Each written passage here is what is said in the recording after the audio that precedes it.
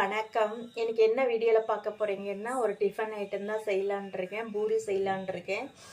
பார்த்தீங்கன்னா, பூரிக்கு நான் எப்போவுமே சன்னா மசாலா இல்லைன்னா கேரட் பீன்ஸ் போட்டு குருமா அந்த மாதிரி வைப்போம். இல்லைன்னா மேக்ஸிமம் உருளைக்கிழங்கு மசால் பண்ணுவோம். ஆனால் நான் வித்தியாசமாக கத்திரிக்காய் வச்சு கிரேவி பண்ணியிருக்கேன். கத்திரிக்காய் கிரேவி தான் இன்றைக்கி நான் பூரிக்கு செய்ய போகிறேன்.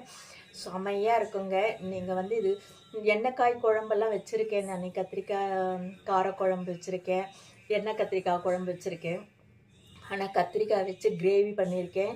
அதுவும் பூரிக்கு செமையாக இருக்கும். வாங்க எப்படி செய்கிறதுன்னு பார்க்கலாம். இப்போ தான் நீங்கள் முதல்ல என்னோட வீடியோ பார்க்குறீங்கன்னா சப்ஸ்கிரைப் பண்ணிவிட்டு உள்ள வாங்க, வீடியோக்குள்ளே போகலாம். இப்போ பார்த்தீங்கன்னா, நான் கத்திரிக்காய் எடுத்து வச்சுருக்கேன், தக்காளி எடுத்து வச்சுருக்கேன், ஒரு தேங்காய் அரை முடி எடுத்து வச்சுருக்கேன், ஒரு வெங்காயம் எடுத்து வச்சுருக்கேன், 4-5 முந்திரி பருப்பும் கசகசாவும் எடுத்து வச்சுருக்கேன். இப்போது நம்ம கத்திரிக்காவெல்லாம் கழுவி கட் பண்ணிக்கலாம். வடைச்சட்டி வச்சுருக்கேன் பாருங்கள். எண்ணெய் விட்டுக்கலாம், கடுகு போட்டுக்கலாம், அரிஞ்சு வச்ச ஆனியனை போட்டுக்கலாம். ஆனியன் நல்லா வணங்கினவுடனே நம்ம அரிஞ்சு வச்ச கத்திரிக்காய் நமக்கு எப்படி ஷேப் வேணுமோ அந்த மாதிரி நீங்களும் கட் பண்ணிக்கோங்க. நான் நீளமாக கட் பண்ணி வச்சுருக்கேன். இதை நல்லா அந்த வெங்காயத்தோடவே நல்லா வணக்கலாம். ரெண்டும் ஒன்றா சேர்ந்து வணங்கட்டும். இப்போ பார்த்திங்கன்னா கொஞ்சம் கருவேப்பிலை போட்டிருக்கேன். இப்போ பார்த்திங்கன்னா கொஞ்சம் கல்லுப்பு போட்டிருக்கேன், மஞ்சள்தூள் போடுறேன்.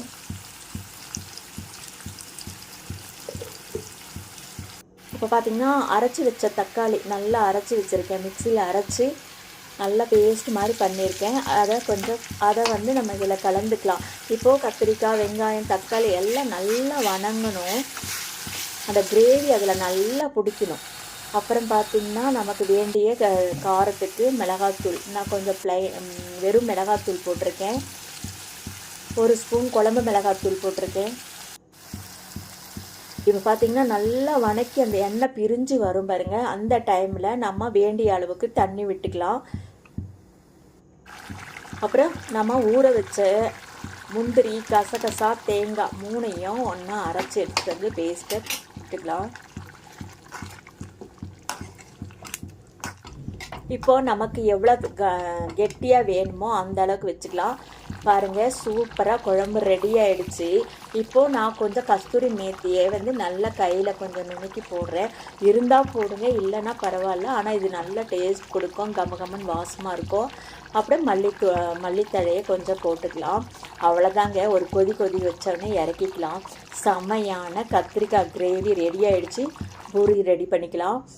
பாருங்கள், சூப்பராக இருக்குது. பார்க்கவே அவ்வளோ நல்லா இருக்குது. சாப்பிட்றதுக்கு செம்மையாக இருக்கும். நீங்களும் இதே மாதிரி செஞ்சு பாருங்கள்.